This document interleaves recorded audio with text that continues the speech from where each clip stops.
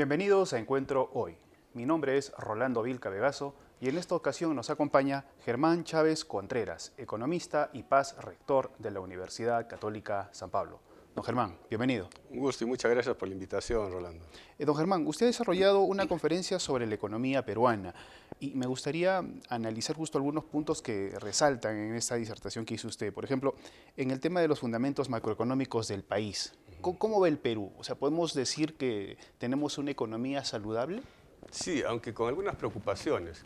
En realidad mucho se habla de los fundamentos macroeconómicos, se dice mucho que estos son sólidos y que estos fundamentos sólidos nos han permitido capear todos los temporales, tanto sanitarios, climatológicos y hasta políticos que hemos atravesado en los últimos varios años, no solamente desde los últimos 2 años. Y estos fundamentos, que sí son sólidos, sin embargo enfrentan choques externos y a veces choques internos que los debilitan un poco.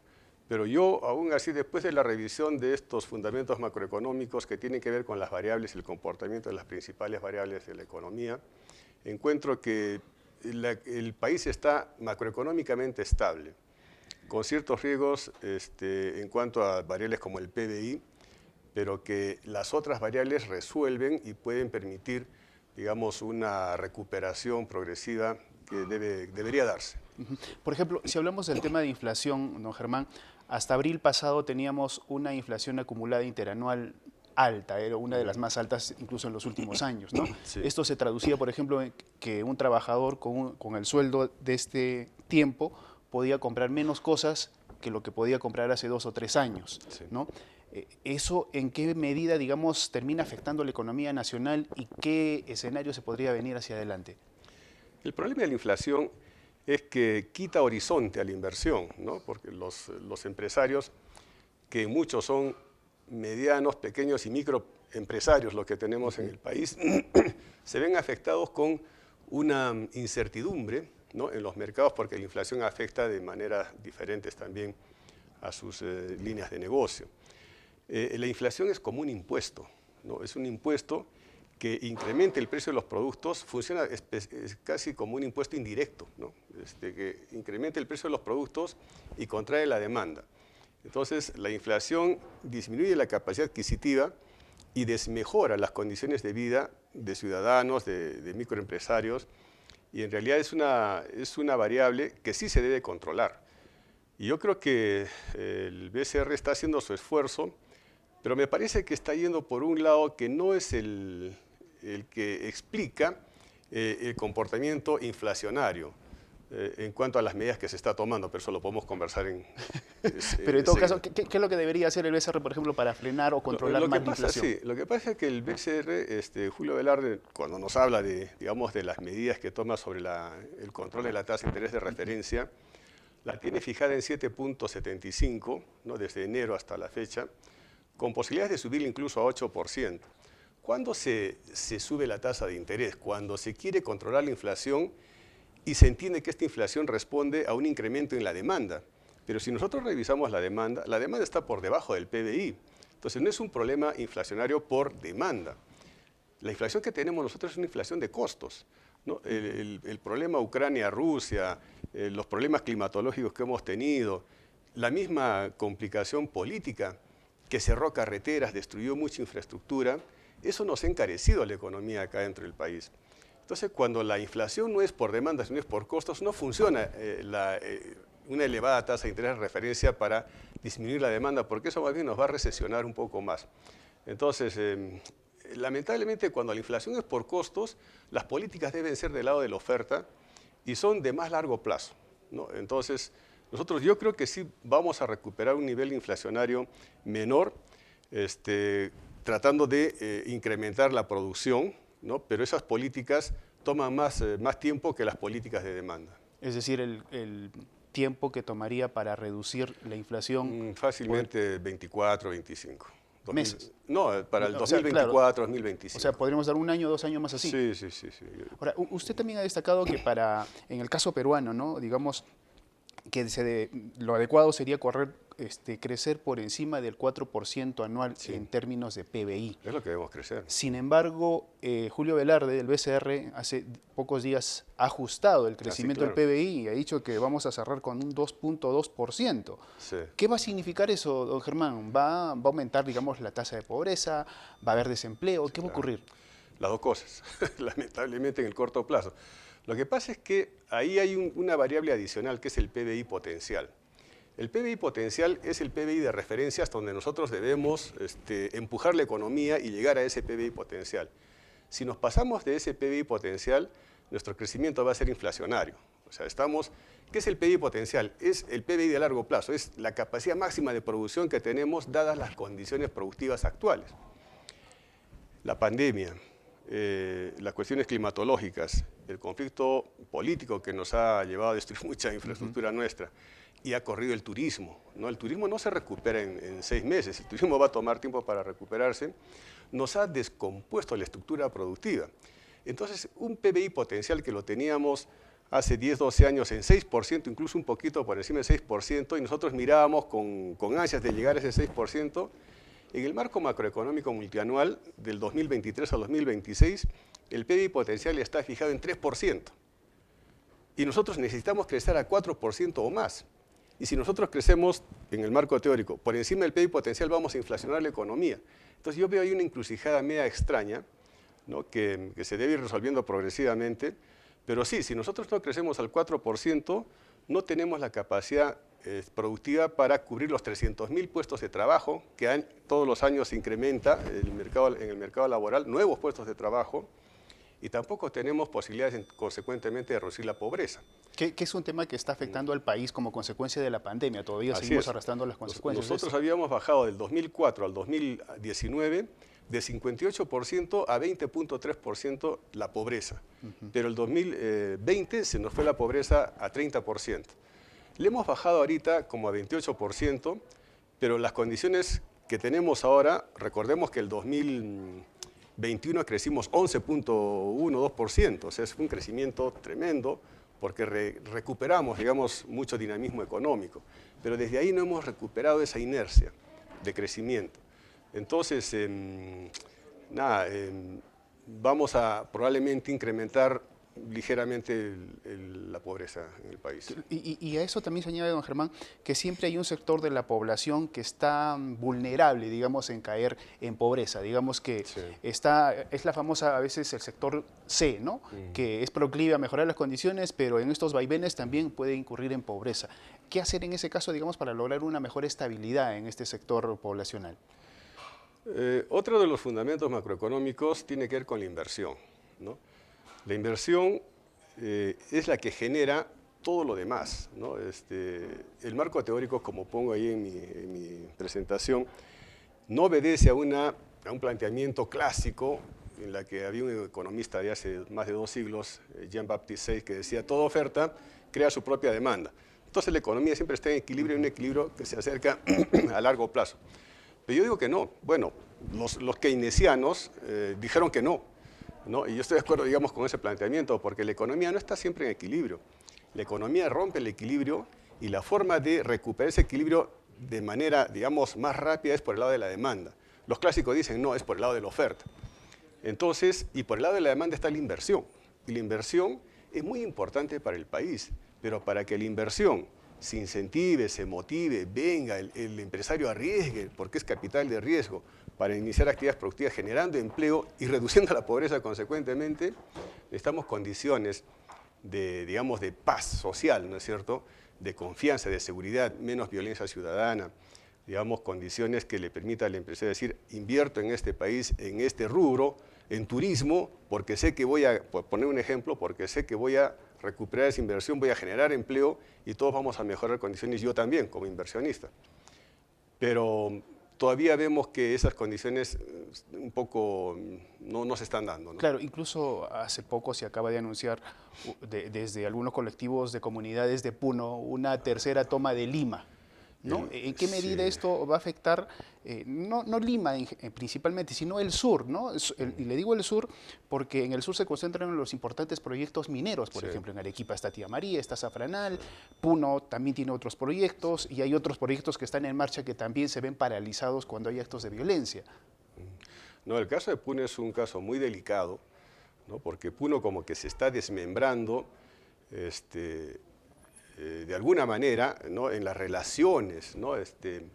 Hasta políticas, relaciones comerciales. Yo veo que Puno como que se quiere desprender un poco de toda la macrorregión sur por cuestiones, entiendo yo, ideológicas, políticas y de intereses del vecino país, ¿no? Ya sabemos qué es lo que está ocurriendo con el Hay oro. una influencia política allí. Lógico, no, y de interés económico también, porque la economía de Bolivia es bastante informal. Vamos a hablar de eso. ¿De qué vive Bolivia? Tiene muchas fronteras Bolivia, no tiene mar, ¿no? Entonces, la economía de Bolivia se fundamenta mucho en las relaciones comerciales con todos los países fronterizos.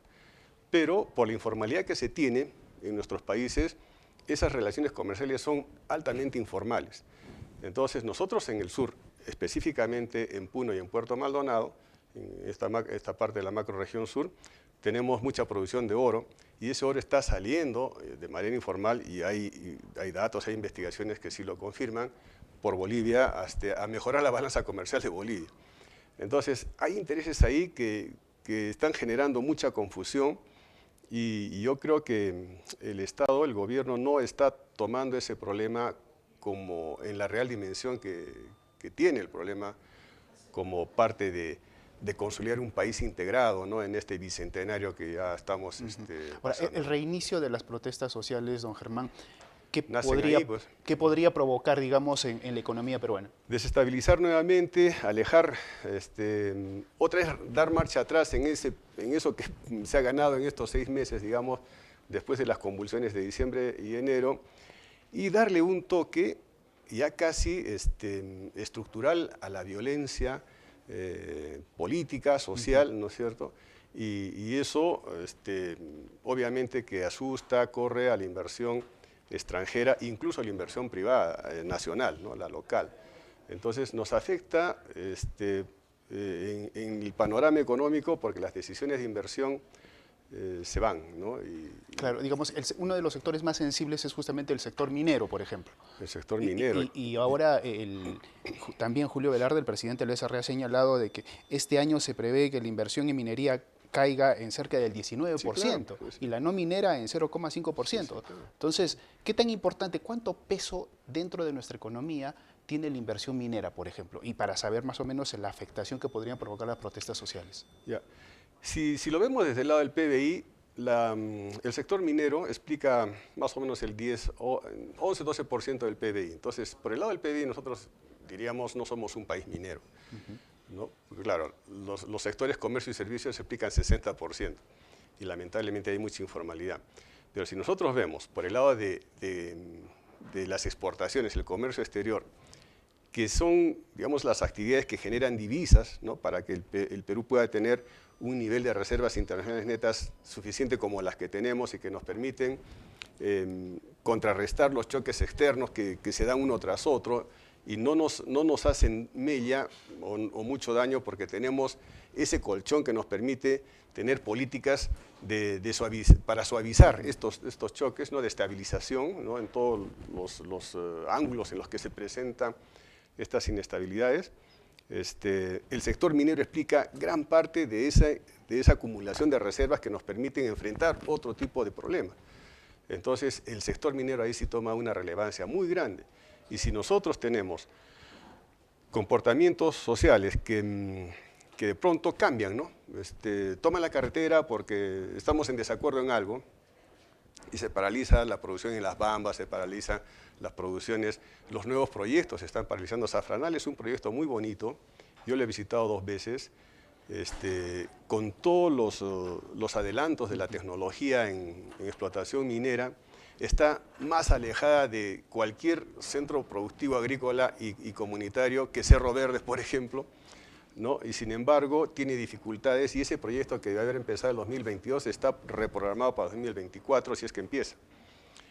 Y es un proyecto que genera mucho bienestar en todas las comunidades de la zona de influencia inmediata y no tiene efectos, digamos, que pueda preocupar temas, por ejemplo, como el agua, porque en el proyecto está un agua del subsuelo que es insalubre. Así es. ¿No?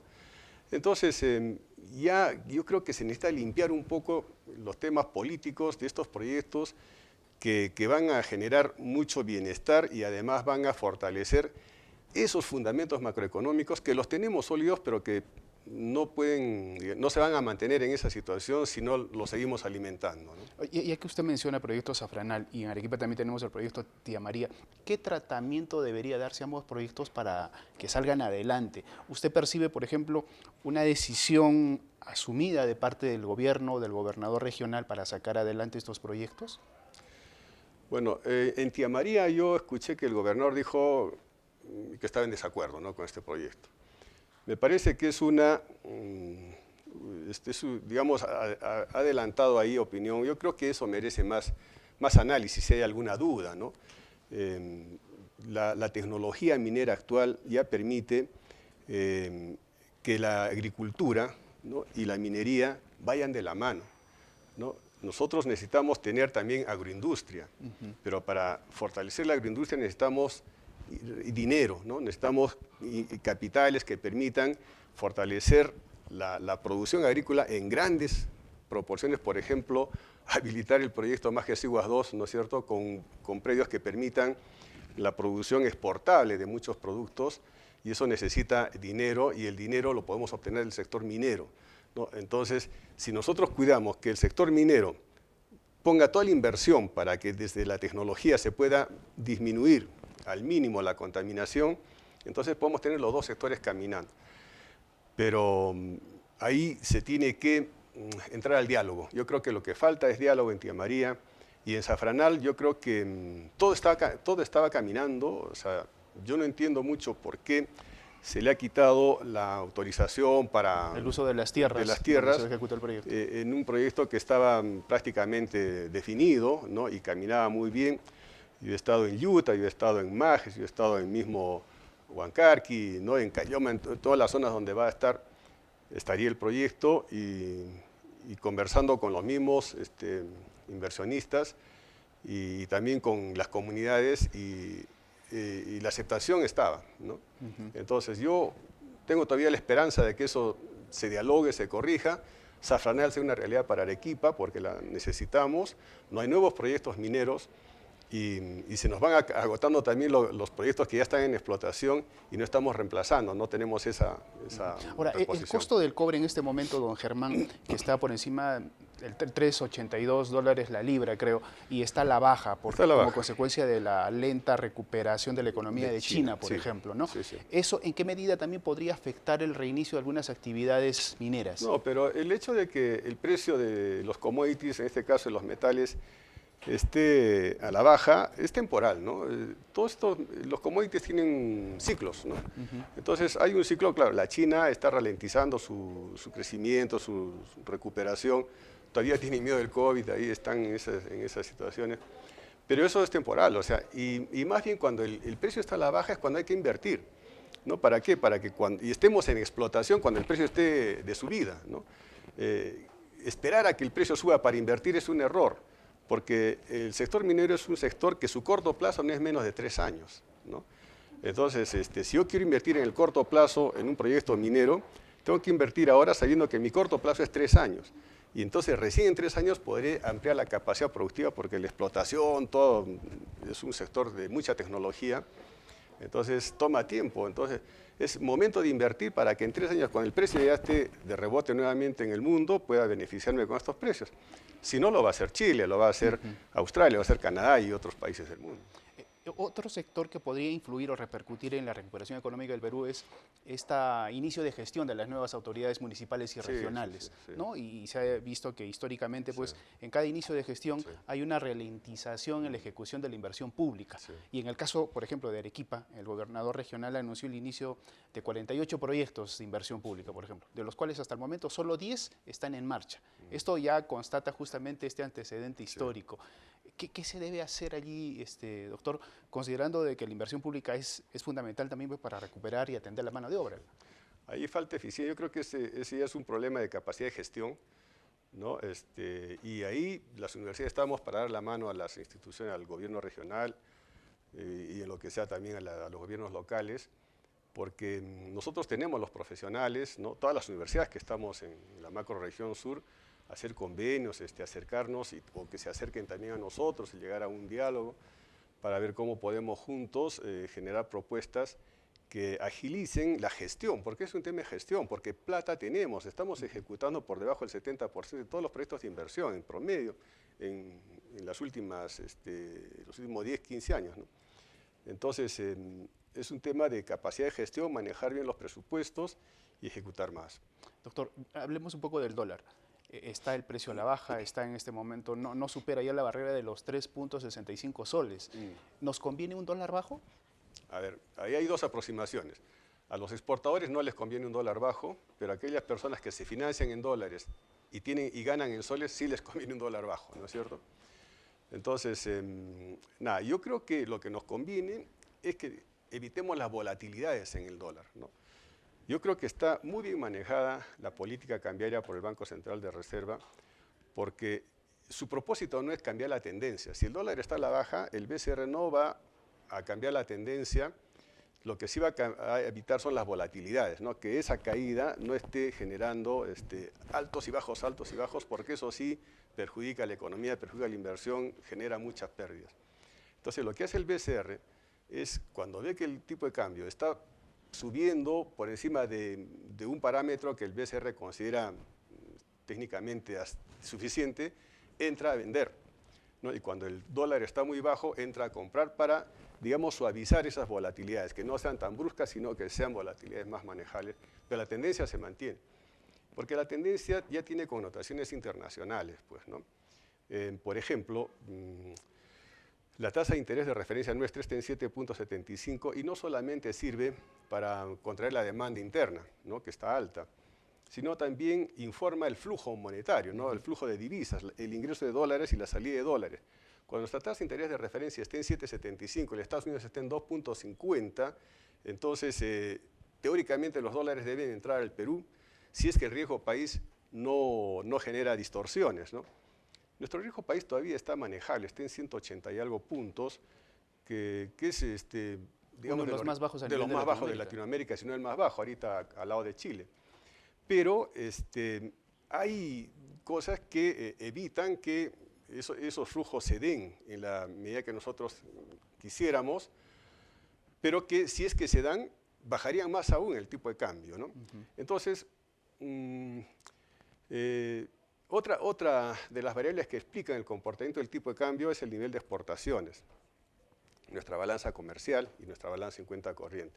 Nuestra balanza comercial se ha recuperado de manera interesante, pero nuestra balanza de servicios y el pago de factores del exterior, es decir, las utilidades que sacan las empresas que invierten acá y se van al extranjero y las utilidades de peruanos afuera que envían al Perú, es negativa para nosotros.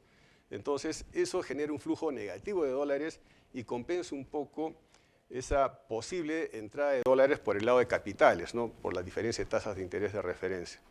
Entonces, yo veo que el mercado de capitales está más o menos estable por el comportamiento de nuestras exportaciones de balanza comercial y el manejo de tasas de interés de referencia.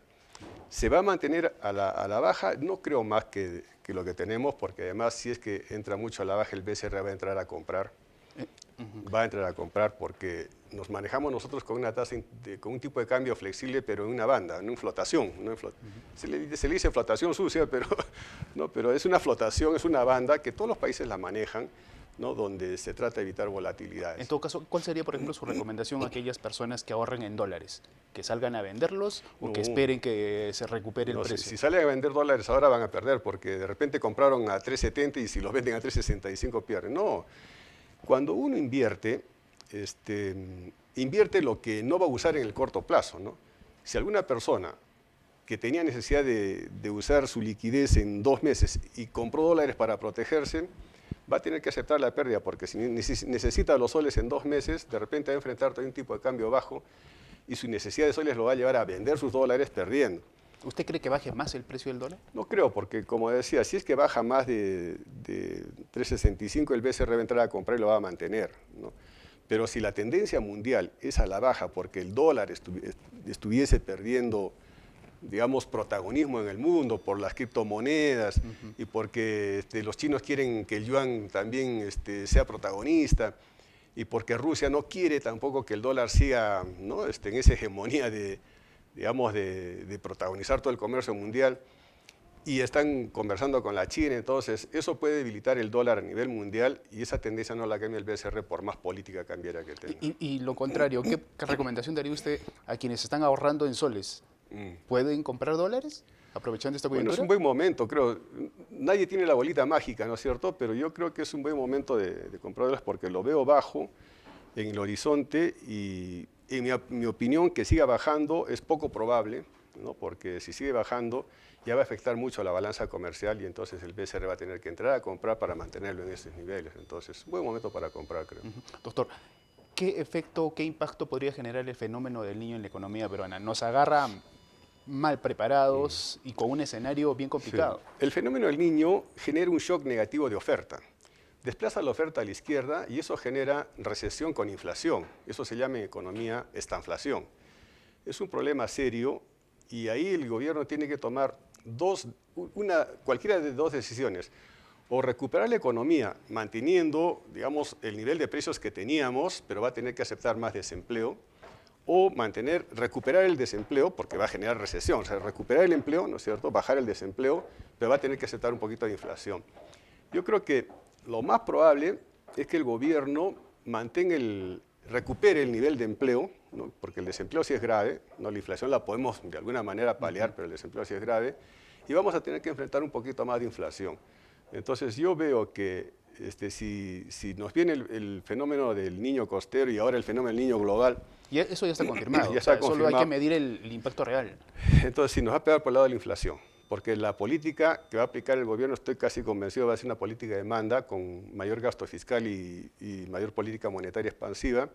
Y eso nos va a llevar a recuperar el empleo, ¿no?, pero vamos a tener que aceptar un poquito más de inflación. El problema, don Germán, es que con los antecedentes que hemos tenido, por ejemplo, con el tema de reconstrucción en el norte y la atención a las emergencias pasadas, que es muy lento, ¿no?, a pesar de haber disponibilidad económica, es que esta recomendación podría no ser tan válida en la ejecución práctica, porque tenemos una débil ejecución presupuestal, lamentablemente. Sí, es débil, pero es todo lo que tenemos, ¿no? Cuando tienes un shock negativo de oferta, o aplicas políticas de demanda o aplicas políticas de oferta, o simplemente haces la posición neutral y dejas que pase, ¿no? A ver, pues que te golpee como te golpee, que no creo que sea lo que nosotros necesitamos hacer. Nosotros tenemos, para eso, este nivel de reservas internacionales justamente es para paliar y combatir los shocks negativos de oferta. Entonces tenemos dinero para responder. Entonces, si lo que falta es gestión, eso podemos resolverlo, ¿no? Pero un economista, en mi análisis como yo, digo, estamos en capacidad de aplicar políticas expansivas de demanda, ¿no?, con un mayor gasto fiscal, incluso bajando los impuestos para generar un ingreso disponible mayor en las familias y que pueda entrar al consumo también, ¿no es cierto? Y recuperar o mantener un nivel de desempleo bajo o estable, aunque tengamos que enfrentar un poquito de inflación. Para eso tenemos los recursos. Y debemos saber también que eso es temporal, ¿no? O sea, que no ¿Qué impuestos se podrían bajar y en qué sectores, don Germán?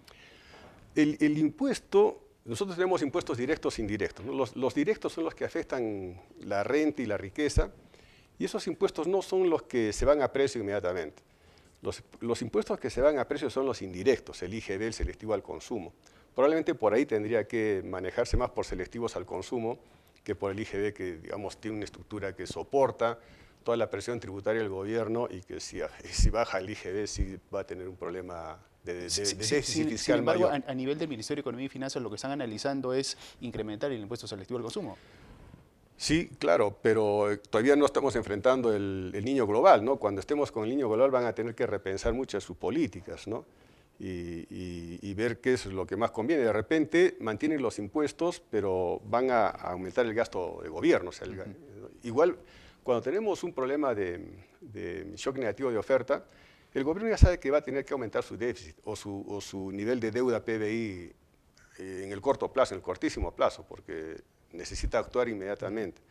Entonces, o entra el gasto como gobierno subiendo el déficit fiscal, que después lo podemos corregir, o se endeuda, ¿no?, para entrar al gasto también, subiendo la relación deuda-PBI, que también además tenemos un nivel de deuda muy bueno, ¿no? No llegamos ni al... Estamos por debajo del 30%, ¿no? Usted hace un momento destacaba la importancia de nuestras reservas internacionales netas. Hasta el 17 de mayo superaban los 76.000 millones de dólares, 4.000 millones más que en diciembre del año pasado. ¿Qué tan importante es esto para atender, como usted dice, ¿no?, las urgencias que afronta el país, y cómo está el Perú en sus reservas internacionales respecto a otros países de Latinoamérica? Estamos campeones. El fundamento macroeconómico dice que debemos tener, el ideal es tener en reservas internacionales netas 18 meses de importación. Nosotros hemos tenido el 2021 19.6 meses de importación en reservas internacionales netas. Ahorita estamos más bajos, estamos como en 16 meses de importación. Pero estamos suficientes, o sea, somos, yo creo, el país que tiene más nivel de reservas netas proporcionalmente con respecto a su PBI y a su nivel de importación. Entonces, con ese nivel de reservas netas, que no toda es plata para que pueda disponer el gobierno, porque hay una variable debajo de las reservas que se llama posición neta de cambio. Esa sí es la que puede manejar el gobierno y está sobre los 55.000 millones de dólares. Entonces, tiene capacidad el gobierno para moverse y tomar decisiones para contrarrestar este shock negativo de oferta que nos puede traer el niño global. Doctor, a nivel de Arequipa y el sur, ¿qué escenario económico se nos avecina? Usted ya ha dicho a nivel nacional, sí, la situación no es nada sencilla. En el sur, ¿cómo nos va a ir este semestre que queda? Bueno, en el sur sí nosotros somos más mineros, ¿no? Sí, el sector minero es importante, el sector agropecuario también, el sector pesquero es básicamente imperceptible en el sur, a pesar de que tenemos el litoral más grande en Arequipa, el litoral más grande como región a nivel nacional. Pero sí, necesitamos mirar de nuevo los megaproyectos, ¿no?, para poder pensar en que tenemos capacidad de generación de empleo, que tenemos capacidad de mejorar productividad para ser competitivos y mejorar condiciones de vida. Yo creo que estamos en posibilidad de hacerlo, pero tenemos que postergar intereses políticos y mirar la macrorregión sur pensando en las comunidades, pensando en las personas, pensando en las familias. O sea, hablamos de sacar adelante Zafranal, insistir en el tema de Tía María, Yo creo que sí. sacar adelante de una vez por todas Majes y Majes y Guas 2, Guas 2, claro. incluso poner en agenda el gasoducto surandino, que también quedó postergado. Sí, claro. Y el puente que tenemos acá, ¿No? La Joya. Por favor, eso ya hasta cuándo, ¿no? Es una carretera que quedó trunca, hay mucha invasión. Otra cosa que se tiene que hacer también es una mejor gestión territorial, ¿no? Las invasiones nos comen, ¿no? Entonces, donde el gobierno hace una inversión, inmediatamente va la invasión, y eso no puede ser, ¿no? Claro, y eso también tal vez se debe por la falta de planificación para el crecimiento urbano, ¿no? Tenemos, lamentablemente, en el caso de Arequipa, un PDM, un Plan de Desarrollo Metropolitano, que está encarpetado, que hasta ahora no se aprueba, y que no permite, pues, determinar en qué área se debe incentivar el desarrollo de viviendas, por ejemplo. Sí, pero es casi sintomático. Cada vez que el gobierno hace inversión en una carretera, las asociaciones de estas o anuncia un proyecto de inversión incluso. Sí, ¿no? Y ya se van formando asociaciones y se instalan ahí y por años de años, y después ya es difícil mover, y esa gestión de territorio nos hace daño porque genera un crecimiento urbano deficiente. Entonces, yo creo que una buena gestión territorial, mejorar la gestión territorial, el puente que lo necesitamos ya, porque unir Arequipa con La Joya, por ese puente, va a ser fundamental. Hasta se podría pensar a largo plazo en un aeropuerto por allá, ¿no? Porque ya quedaría mucho más cerca en términos de tiempo. El proyecto Zafranal yo lo veo muy bueno y además necesario. Sí creo que debemos seguir dialogando sobre Tía María. Y hay un proyecto que se habla a veces, y no se habla mucho ahora con el megapuerto de Chancay, y de repente ya se olvidó un poco el puerto de Corío, ¿no? Creo que es una buena opción, pero digamos un proyecto que se mira a veces y se olvida. Doctor, finalmente, ¿qué recomendación daría al arequipeño de a pie, por así decirlo? Cuando estábamos en pandemia había que ajustar los gastos porque no sabíamos el escenario que íbamos a afrontar hacia adelante. Ahora, ¿qué recomendación daría usted? ¿Ahorrar? No sé, pues, protegerse de alguna forma para afrontar el fenómeno del niño. ¿Qué recomendación daría, doctor? Bueno, ahí depende mucho de los niveles de renta, ¿no? Si la persona tiene un salario mínimo vital, no va a tener un excedente para el ahorro, ¿no? Entonces debe tratar de, no sé, mejorar sus ingresos con algunas otras actividades complementarias tal vez. Pero en general, yo creo que no sé si estamos en momentos de ahorro en este tiempo en el que el PBI no está creciendo a la tasa que necesitamos, ¿no? Para pensar, digamos, en ahorro y en esas posibilidades, yo creo que a nivel macro hablaríamos de un PBI que está sobre el 4%, pero con un PBI este año de 2.2%, y el 2024 no está por encima tampoco el 2.5%, aunque en el marco macroeconómico multianual lo han puesto con 3.5%, pero parece que no se va a llegar. Entonces yo creo más bien que hay que mirar con prudencia y con responsabilidad tu futuro cercano, como familia, como persona, y tratar de asegurar tus servicios básicos, ¿no? De educación, salud, alimentación, vestido, y tal vez postergar algunos sueños de inversión, ¿no?